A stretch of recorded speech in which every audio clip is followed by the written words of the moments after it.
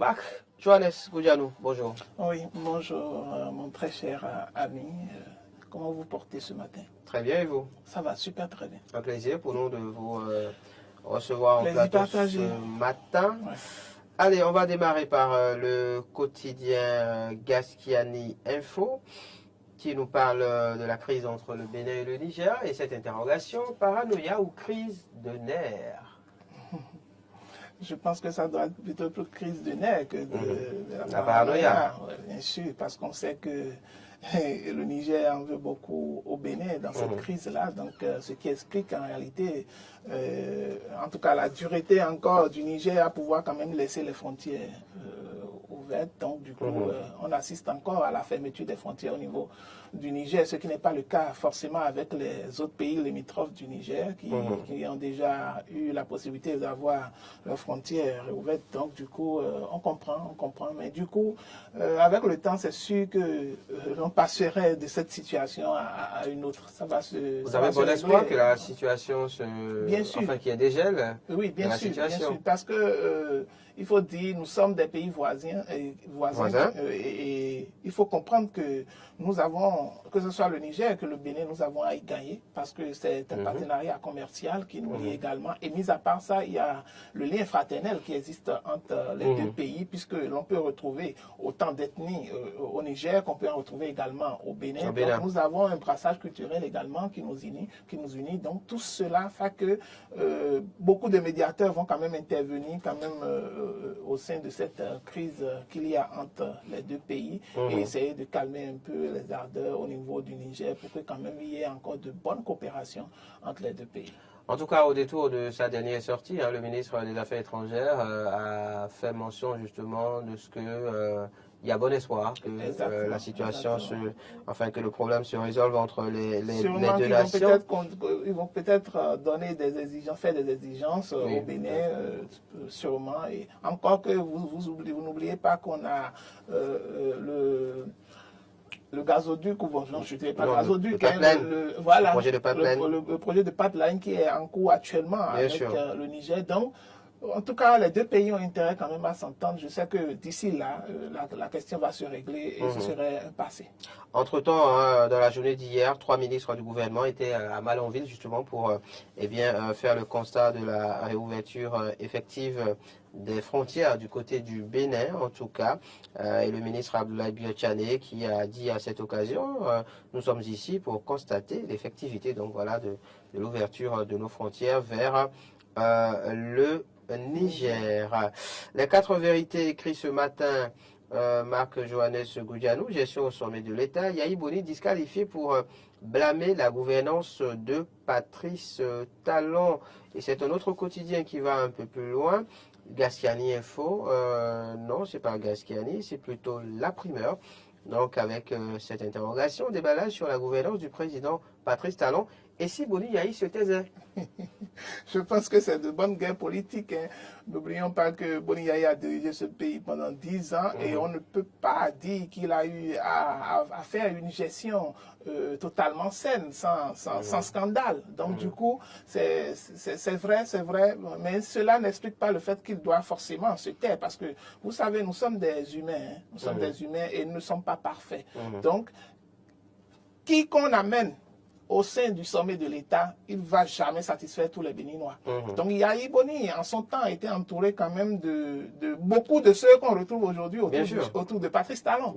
Donc ce n'est pas Yahi Boni seul qui a eu à diriger le Bénin pendant 10 ans. Il a dirigé avec des hommes de confiance. Et ces hommes de confiance, il faut rappeler que la majeure partie d'entre eux se retrouvent avec Patrice Talon aujourd'hui. Ça veut dire qu'il y a problème. Donc le problème, c'est quoi? Ce sont ces mêmes hommes-là qui sont aux côtés, qui ont quand même eu à faire des malversations, eu à faire des scandales avec Yahi, qui malgré cela se retrouvent également avec Patrice Talon. On va pas être aussi direct, mais on dira qu'on dira que ce sont les mêmes qui ont géré. C'est la réalité. Ce sont les mêmes qui ont géré avec Boni Yahi. Boni Yahi qui se retrouve aujourd'hui. Une bonne partie se retrouve aujourd'hui avec Patrice Talon. Donc Boni Yahi n'a pas géré le pays seul. C'est vrai qu'en son temps, il y a eu bien sûr des scandales. Des scandales, il y en a eu. Autant il y en a également pour le régime Patrice Talon également, qui va finir son mandat mandat et on va également faire le diagnostic pour pouvoir évaluer quand même en termes de scandale qui en a fait plus que l'autre. Donc du coup, cela ne veut pas dire que Boni Yayi aujourd'hui, porté à la tête du Parti Les Démocrates, doit se taire parce qu'aujourd'hui on le retrouve beaucoup plus en tant qu'acteur politique et en tant que président de parti.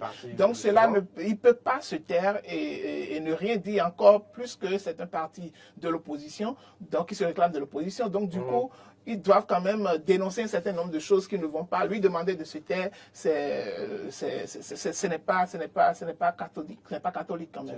Ce n'est pas catholique. Dissel Amoussou qui rappelle justement à Boni Yayi qu'il est le concepteur de cette fameuse démocratie Nescafé. Oui, bien sûr, il faut pas le nier.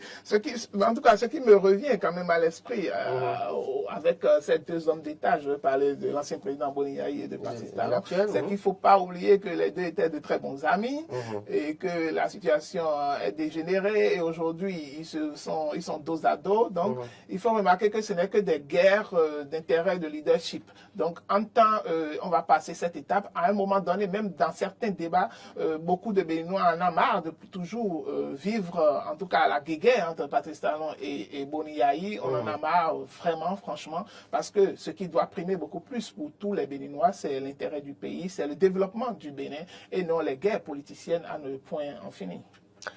Allez, ce qui doit primer, c'est l'intérêt du peuple. Il s'agit également de l'intérêt du peuple ici. Grand Nokoué, une nouvelle ère pour le dragage de sable. Marc Johannes Goudiano.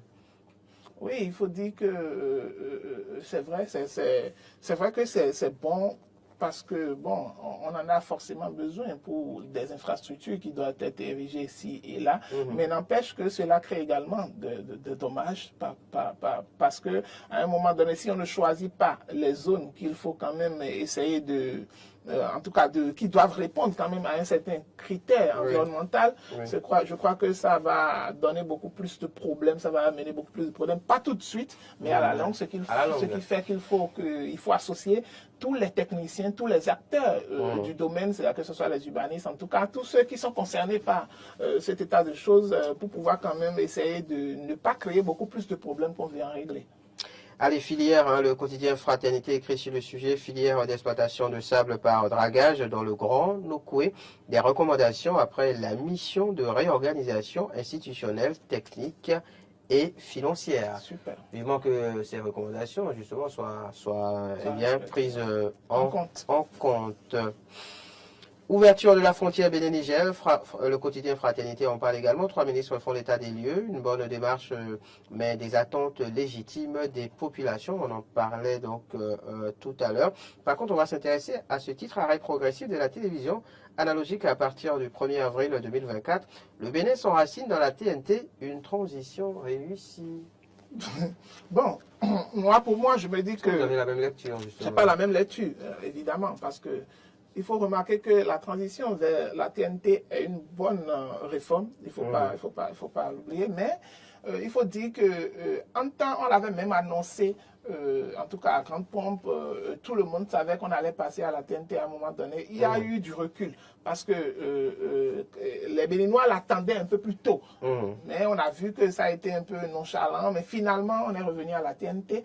Donc, ce qu'il faut aujourd'hui maintenant, c'est rendre ces décodeurs-là assez disponibles pour pouvoir permettre quand même aux populations qui sont à Tchoumi, un peu partout dans le Bénin, pour pouvoir s'en procurer et également à des coûts très accessible, parce qu'il ne faut pas oublier que même les antennes analogiques qu'on utilisait, parfois on les prenait à 2000, parfois on les prenait à 3000, à 5000 au plus. Donc du coup, est-ce que ces décodeurs de TNT aujourd'hui vont pouvoir permettre, le coût va pouvoir permettre à toute la population de pouvoir s'en procurer aisément? Il faut encore, en tout cas, faire des évaluations, faire des diagnostics sur ce domaine d'abord pour pouvoir voir si le coût est vraiment accessible à tous. Si le coût n'est pas accessible à tous, bon, on aurait beau passer à la TNT, mais on n'aurait pas beaucoup de, en tout cas, des téléspectateurs qui vont suivre nos chaînes de télévision. Donc, voilà.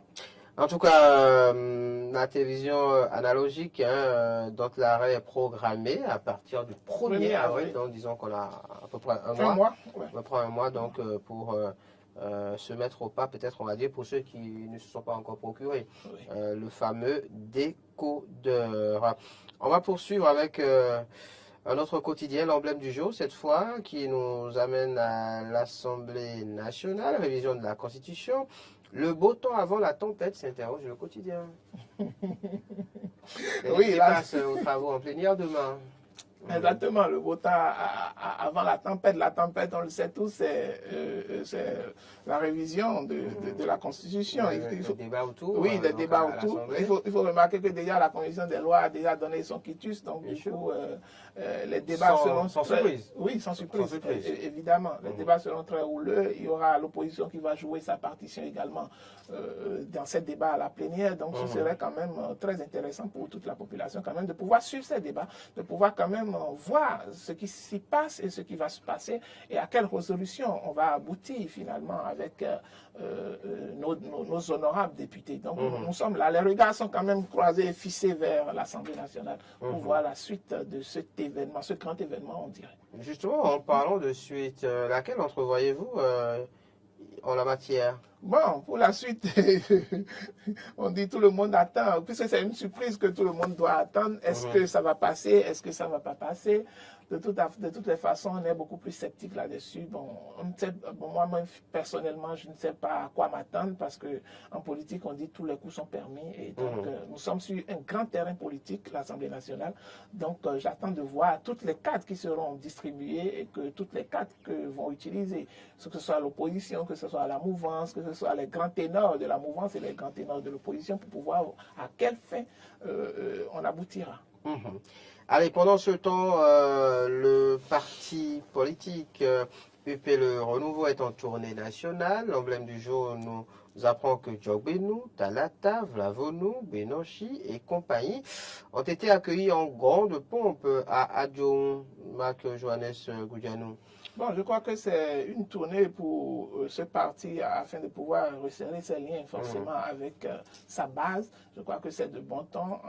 En temps, on a assisté à beaucoup de guerres, même à l'interne, au sein de ces partis, que ce soit à l'UP, le Renouveau, que ce soit au niveau du BR également. Donc aujourd'hui, c'est très bien de pouvoir les voir tous ensemble comme ça, aller quand même à la rencontre des populations à la base. Cette tournée nationale n'est que le début. Je suis sûr qu'ils vont parcourir également beaucoup d'autres régions, histoire quand même de pouvoir également recueillir les avis de leurs militants et les propositions que les militants leur feront, bien sûr, en espérant qu'ils en tiendront compte, bien sûr.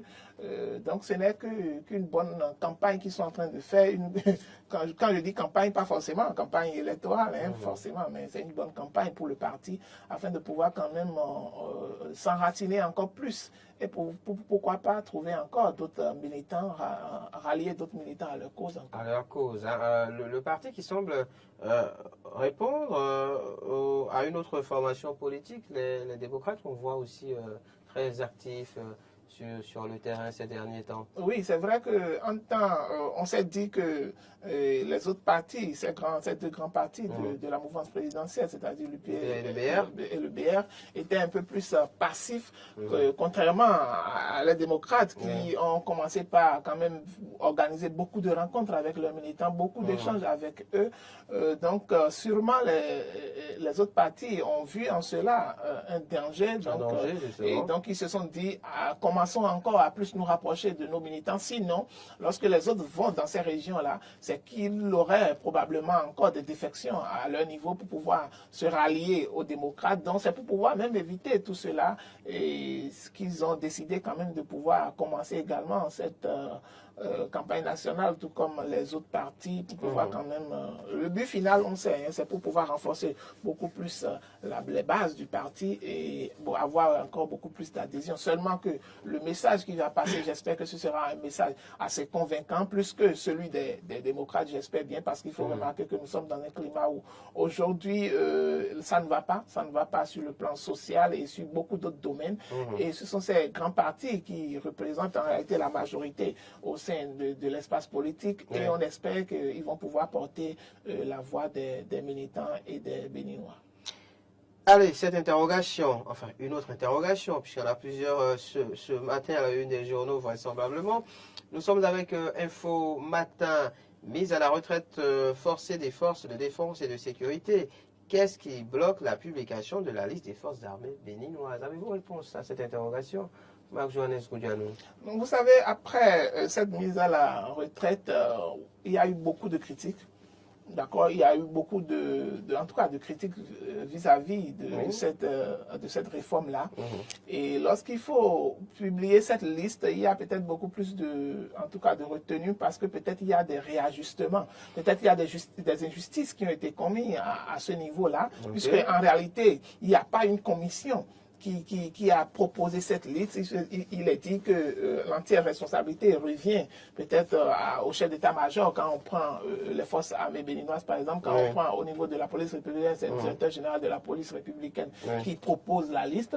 Donc, est-ce qu'il n'y a pas eu d'injustice? Sûrement que le chef de l'État, ayant vu ou ayant entendu quand même toutes les critiques qui ont été faites à ce niveau-là, a demandé peut-être à ce que l'on lui envoie la liste, peut-être au niveau de la présidente, pour qu'ils évaluent, pour qu'ils aient quand même un regard plus pointu sur les noms qui ont été mis dessus. Est-ce que ce n'est pas peut-être des cadres ou bien des valeurs qu'on est en train de perdre en envoyant ceux-là, certains quand même d'entre eux à la retraite, parce qu'il faut remarquer que c'est la grande muette et donc le rôle qu'ils ont à jouer dans le pays et dans la sécurité intérieure, c'est très très important.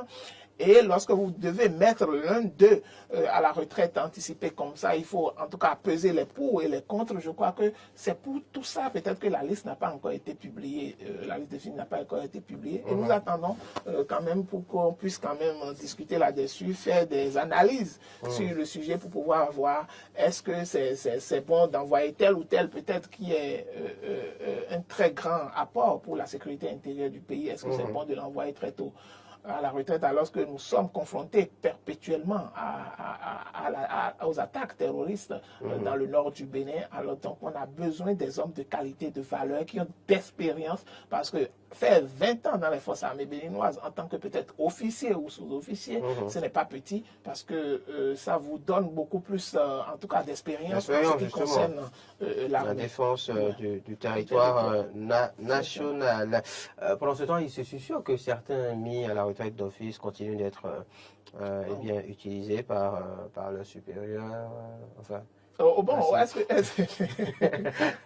que c'est actuellement, est-ce que c'est au sein de... Officiel, enfin, c'est pas des informations officielles en tout cas. Bon, c'est vrai que dans la semaine, il y a eu des critiques, il y a eu des informations selon lesquelles, dans certains ministères, je ne veux même pas parler de ces retraités de cette retraite anticipée qui a été donnée à certains, mais il se fait qu'il y ait des retraités dans certains ministères qui continuent quand même d'aller à des missions, d'accord, de pouvoir de bénéficier encore des fonds comme s'ils étaient en pleine mission, et selon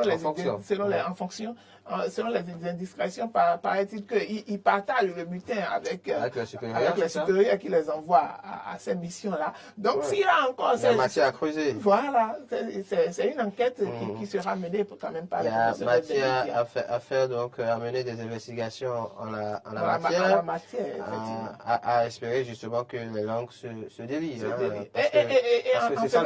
En faisant même cette approche, je vois même que ça ne nous étonne pas que même parmi ceux qu'on a mis à la retraite anticipée, que ça ne nous étonne pas qu'on fasse appel à certains d'entre eux quand même pour des missions spécifiques. Ponctuelles. Voilà. Exactement, ça peut arriver. Ça peut arriver. Matin libre, allez, pour poursuivre, avec ce titre, 4 ans après la conférence nationale, le Batoko dénonce le recul des libertés sous talent. Personne, selon les propos d'Ousmane Batoko, ne peut se satisfaire de ce qui se passe aujourd'hui. Oui, c'est tout à fait normal. Tout le monde l'a remarqué sur la question, en tout cas, des droits humains ou des droits des citoyens. On a constaté beaucoup de recul. Et quand on parle, malgré cette indépendance que l'on a eue, il faut remarquer qu'avec notre système politique démocratique, on remarque encore quand même qu'il y a beaucoup de recul par rapport surtout à ce régime. Il y a beaucoup de choses qui ont été faites quand même qui ont entravé la liberté de beaucoup de citoyens. Je ne vous cache rien, même au niveau de la presse, c'est pareil, ça se fait comme ça, avec même la loi sur en tout cas, je vais parler de la nouvelle loi sur le code numérique, par exemple, qui restreint beaucoup plus les citoyens à pouvoir s'exprimer librement sur certaines questions qui touchent à la sensibilité, qui touchent quand même au vécu des citoyens. Et également, lorsque nous prenons sur le plan social également, beaucoup de difficultés qui sont rencontrées et où on n'a même pas la possibilité de pouvoir dénoncer comme il le faut. Lorsque vous rentrez au niveau de l'appareil judiciaire, vous rentrez au niveau... Donc, il y a beaucoup de libertés qui sont quand même restreintes aujourd'hui. Ça, on ne peut pas le cacher, beaucoup de citoyens. Tout le monde a peur de s'exprimer aujourd'hui au Bénin. Les gens ont peur de pouvoir dire ce qu'ils pensent parce qu'ils se disent que lorsque je vais le faire, on va m'arrêter. On va m'arrêter. Donc, du coup, tout le monde, ils voient la vérité en face, mais ils disent, bon, ok, je préfère me taire. Même dans l'entourage même du chef de l'État. Je vous dis que beaucoup, même de ceux qui sont même dans l'entourage du chef de l'État, ont du mal, sûrement, à pouvoir lui dire certaines vérités pour ne pas se voir en tant que mauvais ou bien pour ne pas perdre les avantages et les grâces dont il bénéficie. Donc, Batako a fait une belle analyse, il a fait une belle remarque, encore que c'est un homme de droit, donc il sait de quoi il parle. Et effectivement, exactement, nous avons beaucoup de recul à ce niveau-là, beaucoup de recul. Même au temps de Boni Yayi, il y a beaucoup de choses qui se permettaient qu'aujourd'hui, vous ne pouvez même pas. Vous ne pouvez même pas le faire. Mais normalement, ça ne devait pas être le cas parce que lorsque l'on regarde même les plus grandes démocraties, en prenant pour exemple comme notre mère, celle qui nous a mis au monde, la France par exemple, il y a beaucoup plus de liberté d'expression, beaucoup plus de choses qui se font. On a vu même avec le président Macron, beaucoup de choses se passer que vous ne pourrez jamais voir ici par exemple. Même pas le 1/10 ne se passera avant même que les bureaux du chef de l'État viendront vous coffrer. Donc, il y a beaucoup de recul en matière de liberté d'expression, en matière de liberté au Bénin. Donc, osons le dire, c'est une réalité. Osons le dire, c'est une réalité, hein, en quoi Marc-Johannes Goudianou. Belle analyse donc faite par l'ancien président de la Cour suprême, Ousmane Babatoko, dénonçant donc le recul des libertés sous talon. Personne ne peut se satisfaire de ce qui se passe aujourd'hui. Est-ce que vous avez l'habitude d'utiliser des bus de transport pour expédier des colis à l'intérieur du pays, par exemple? Bien sûr, j'en utilise trop même. D'accord. Alors, est-ce que vous avez fait le même constat que les confrères du quotidien Matin Libre qui écrivent ce matin, Bénin, expédition de colis par les bus de transport, il faut mettre fin à la fixation anarchique des prix? Bon, je pense que ça dépend du type de colis. Parce que les quelques rares fois, par exemple, où moi, en tout cas pas les quelques rares fois, j'en ai envoyé régulièrement souvent. Et les quelques fois où j'ai envoyé les colis, ça dépend du type de colis. Par exemple, si c'est des marchandises, par exemple, que vous devez envoyer, par exemple, ils vous fixent le prix normalement et c'est en fonction de la quantité ou bien de ce que vous devez envoyer. Mais quand ce n'est pas le cas et que c'est de petits colis les prix sont très fixes. La plupart où j'ai envoyé, ça n'a jamais dépassé 2000. Pour toutes les compagnies de transport par qui j'ai pris là, ça n'a jamais dépassé 2000, même pour le nord profond du Bénin. Donc du coup, ça dépend, peut-être selon leur analyse, peut-être selon leurs enquêtes, ça dépend si c'est des marchandises. Je suis très sûr qu'on ne peut pas. Lorsque vous voulez envoyer, par exemple, 2 tonnes ou bien 20 kilos ou 40 kilos de marchandises, la compagnie ne vous fixera pas le même prix que si vous voulez envoyer 10 kilos de marchandises. Donc, comprenez, c'est de bonne guerre. C'est une guerre commerciale. Et encore que ces colis seront mis dans des soutes ou bien mis au-dessus des bus ou quoi, je ne sais. Donc, du coup, ça va prendre beaucoup plus d'espace que ça ne devait prendre. Donc, ça fera peut-être un manque à gagner pour l'entreprise. Donc, du coup, je ne vois même pas de mal donne en la matière. Hein. Sinon, chaque fois que moi j'ai envoyé, les prix ont été fixés. Je ne veux pas faire de pub aux compagnies. Donc, pour toutes les compagnies que j'ai prises, j'ai pris par plusieurs autres compagnies de voyage, compagnies de voyage à la fois. Je vous dis, les prix pour les petits colis que j'ai envoyés là n'ont jamais dépassé 2000 francs. C'est bon à savoir. Je parle en termes d'expérience. Voilà, en tant qu'expert. Hein. Oui. On va poursuivre les analyses et commentaires de ce matin par Gaskiani Info. Nous sommes à jour J-1. Nous rappelle le quotidien du démarrage de la phase répressive, de la lutte implacable contre les infractions de la route par la police républicaine. Je pense que c'est très bien parce qu'on parle de la sécurité et de la vie humaine. rien ne peut remplacer notre vie. Rien ne peut la remplacer. Donc lorsque, en tout cas, ceux qui sont chargés de la sécurité publique envisagent quand même de faire des répressions par rapport à un certain nombre de comportements, alors qu'ils ont déjà au préavis averti pour dire aux populations de prendre les dispositions adéquates quand même pour pouvoir respecter le code de la route en ce qui concerne la circulation dans les couloirs, d'accord, le port du casque obligatoire. Par exemple, je crois que c'est exactement les pièces à jour, l'assurance, le TVM, visite technique, faire tous ces papiers pour être à jour. Je crois que ce n'est pas demander un effort surhumain aux populations. Je crois que ça rentre dans la droite ligne du respect des lois qui régissent notre pays et également de la vie des citoyens, de la sécurité des citoyens, parce que non seulement vous mettez votre vie en péril, mais vous mettez également la vie des autres citoyens qui respectent toutes ces conditions-là en péril, parce que imaginez que vous ne portez pas de casque ou bien en tout cas celui qui est avec vous ne porte pas de casque et qu'on essaie de vous arraisonner que vous fuyez et vous allez quand même cogner quelqu'un qui a mis ses casques, mais néanmoins s'il arrive, même s'il ne meurt pas, s'il arrive à avoir des dommages corporels, vous voyez combien de dégâts vous causez. Donc ce serait bien que chaque Béninois quand même, depuis sa maison, se conscientise ses voisins pour pouvoir leur dire que, en tout cas, tout ce qui est en train d'être fait, c'est pour notre propre sécurité, c'est pour notre vie et nous ne devons pas négocier là-dessus, nous ne devons pas marchander là-dessus, nous devons respecter strictement les lois en matière de code routier et pour pouvoir quand même mieux circuler sur le territoire national. Et qu'est-ce que Marc répond à ceux qui estiment que les populations peinent à manger à leur faim, peinent à faire même 2 repas par jour, et qu'il est inconcevable que dans un contexte pareil, on leur exige d'aller acheter par exemple un casque. Un casque, oui, je comprends. Quand on dit par exemple qu'il faut que quand on prend un ZIM, que le ZIM ait un casque, on connaît le contexte, les réalités socio-culturelles béninoises. Oui, le même casque utilisé par 2, 3, 4, 5 personnes. Bon, je crois que c'est vrai. Moi, hier, je faisais cette discussion avec des voisins. Je disais, ce n'est pas forcément bon que le ZIM achète son casque et partage à faire porter à tous ses clients. Mais néanmoins, il incombe à chaque Béninois de prendre la responsabilité d'acheter son casque de façon personnelle. Et dès que les ZIM voient que le client n'a pas de casque, je ne le prends pas. Pour ne pas me faire arrêter par les policiers, pour ne pas, 2, mettre la vie du client également en danger. Mais lorsque l'on rentre sur le contexte social, où on a des difficultés aujourd'hui à s'en sortir, d'accord, vous avez des alternatives. Lorsque je dois sortir et que je n'ai pas encore les moyens, par exemple, de me payer le casque pour pouvoir prendre le ZIM, puisque je vous donne juste un exemple, je dois prendre un ZIM de Calavi à Cotonou, d'accord, où le ZIM doit me prendre 700 francs, par exemple. Je n'ai pas de casque, d'accord. Imagine le risque que je prends et je n'ai pas les moyens de prendre le casque. Mais j'ai la possibilité d'aller prendre mon bus Topa de 300 francs. Où je n'aurais pas forcément besoin de porter un casque avant d'aller à destination.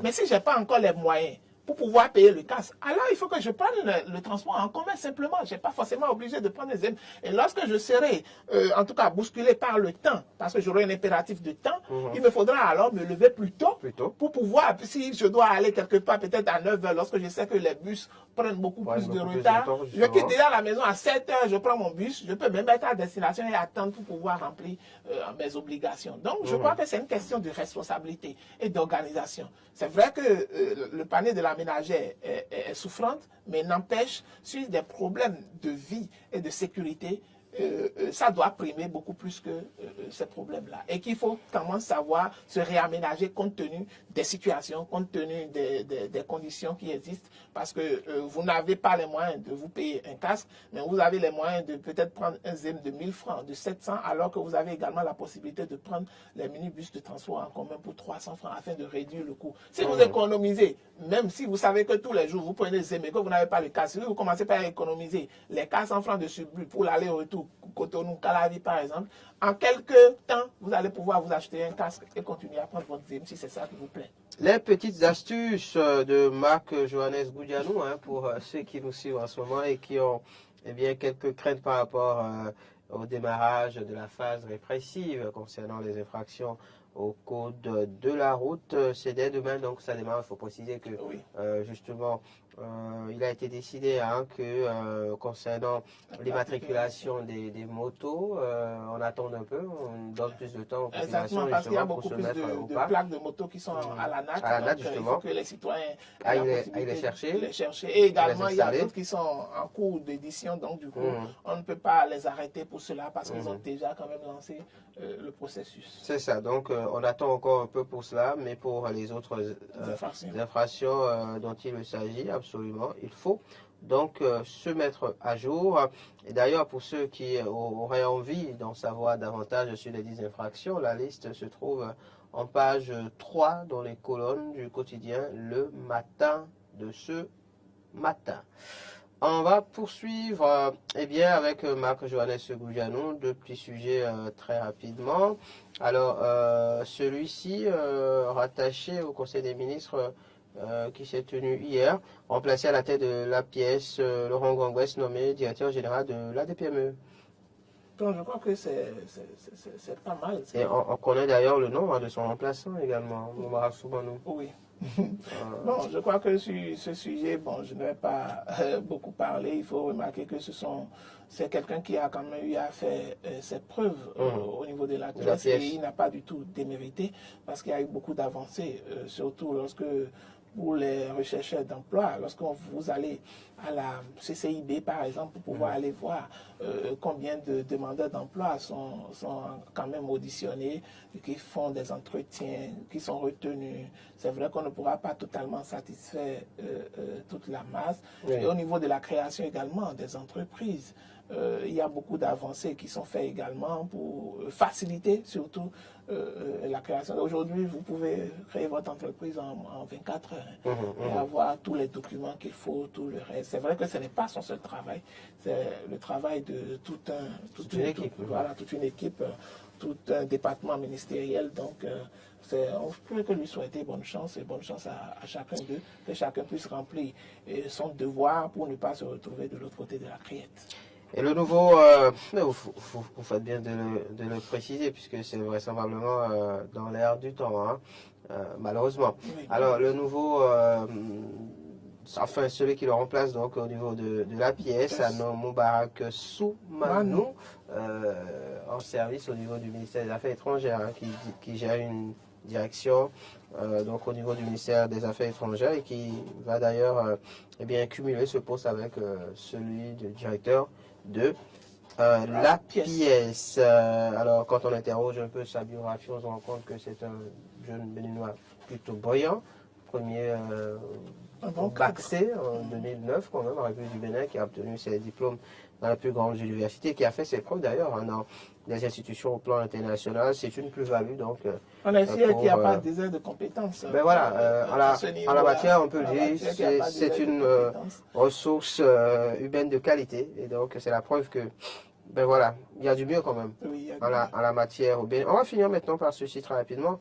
On recevait il y a quelques jours par liaison téléphonique sur ce plateau l'ancien maire de la ville. Je vais parler de Ouida, qui a désormais un nouvel SE. Après l'épisode. Finalement, mais je pense que le fait de... C'est bien qu'on lui ait... Il a non, Eugène, il en fait. Ok, c'est bon qu'on lui ait trouvé un nouveau SE, mais les problèmes existent toujours et les problèmes demeurent. Ces problèmes ne sont pas liés seulement à la mairie de Ouida. Les problèmes que les SE ont aujourd'hui avec les maires demeurent et ce qui met encore, en tout cas en difficulté, cette réforme qui a été apportée au niveau de la décentralisation, parce qu'on a constaté que les SE et les maires sont devenus comme des rivaux incontestés dans les mairies. Il y a des guerres internes, en tout cas entre ces deux-là, des guerres d'intérêt généralement, souvent des guerres d'intérêt, parce qu'il faut remarquer que le SE a certaines prérogatives qui lui anciennement confié au maire. Confié au maire. Voilà. Donc du coup, prendre certaines décisions, le maire n'a plus le monopole, donc il est obligé parfois même de faire, en tout cas de faire, je dirais, de composer, de composer, de faire la couvette. Exactement, de faire la couvette à son SE. Mais bon, cela ne s'entend pas, de dire que faire la couvette. Donc du coup, les maires qui se voient tout puissants faire la couvette peut-être à un SE qui est très jeune, peut-être, qui n'a même pas d'expérience politique, qui n'a rien, et il se dit, mais quand même, attends, il se prend pour qui là? Ouais, voilà, exactement. Je connais ci, je connais ci, je connais tel, je connais tel. Même le plus dramatique, c'est que même quand ils mettent parfois même leur relation en jeu, c'est comme si le SE dit c'est négatif, c'est négatif. Et parfois, on assiste à cette guerre-là entre les maires et les SE. Espérons que ce nouveau SE va encore s'entendre avec le nouveau maire. C'est vrai que je ne sais pas trop comment cet SE a été désigné finalement. On sait comment les autres SE ont été désignés. Donc on ne sait pas si ça a été, le même critère a été respecté dans la désignation ou bien ce sont des... en tout cas, des manipulations politiques qu'ils ont eu à faire pour pouvoir quand même trouver quelqu'un qui va peut-être mieux s'entendre avec le maire. Si c'est comme ça, c'est bon, ils vont quand même s'entendre. Et la mairie de Ouidah irait mieux et aurait quand même eu le temps pour pouvoir de réaliser quand même ces projets. Si ce n'est pas le cas et que le nouveau SE n'arrive pas encore à s'entendre avec le maire, ce qui est généralement rare qu'ils s'entendent, donc en tout cas, c'est encore parti pour de bonnes guerres. Et j'espère qu'on n'assistera pas à tout ce dont on a assisté avec des SE, en tout cas, qui ont rendu même là, malheureusement, dans cette réforme-là. Je crois qu'on n'assistera pas à ça. C'est vrai qu'on parle justement de nécessité de réforme, hein, en tout cas de poursuivre la réforme ou de revoir un peu le fonctionnement. Et moi, je voudrais même conseiller à ces SE-là, ce sont des postes très sensibles qu'ils occupent. Des postes qui mettent même leur vie en danger. Évidemment. Donc du coup, si à un moment donné, vous sentez que vous ne vous trouvez pas dans l'environnement, ne regardez pas seulement ce que vous allez gagner en matière de chiffres. Ne parlez pas de démission. Voilà. Ne parlez pas de démission. Oui, démissionner. C'est pas de la culture. C'est très simple, démissionner. C'est pas de la culture. Si vous ne démissionnez, vous allez mettre votre vie en danger. Et les hommes politiques, ils sont prêts à tout. Malheureusement. Les hommes politiques sont prêts à tout. Ils s'en foutent. D'accord? Ils sont prêts à tout pour même aller même au-delà, même s'en prendre à votre vie, s'en prendre à la vie de vos enfants, s'en prendre à la vie de vos épouses, à votre famille. Donc, du coup, est-ce que vous devez même... Attends, il y a une SE qui est décédée, non? Oui. Dans cette affaire. Donc, ça veut dire que c'est déjà le pire qui est arrivé. C'est son travail, on n'a pas de... Oui, donc c'est le pire qui est arrivé quand même. C'est son travail. Et elle a eu à faire des aveux avant de pouvoir mourir. Donc, du coup... c'est la même situation qui guette beaucoup d'SE qui n'arrivent pas à s'entendre. Mais au pire des cas, ils n'ont qu'à démissionner. S'ils constatent que leur vie est en danger, de démissionner. Ça vaut mieux de bien vivre et délayer son gari à la maison que de mourir avec des milliards, de mourir avec des millions qui sont dans les comptes, alors que ce serait mieux pour vous. Merci à vous, Marc Johannes Goudianou. Merci, vous restez avec nous pour la suite de Matin d'Éden de ce jour. Justement, dans la suite, on recevra en plateau pour l'actu décalé M. Maurice Adébissi Kehinde. Il est agent recruteur pour entreprises et particuliers. On va parler bien, de l'insertion professionnelle des jeunes. On parlait de la pièce tout à l'heure pour ce qui est de la création des entreprises et tout ça. L'insertion professionnelle passe aussi par la création d'entreprises d'une manière ou d'une autre. On en parle en tout cas donc avec Maurice Adébissi Kehinde dans les instants à suivre. Vos contributions seront les bienvenues au 96 116 68 68. Vous pourrez également réagir au travers du META, c'est-à-dire la page Bénin Eden TV. Voici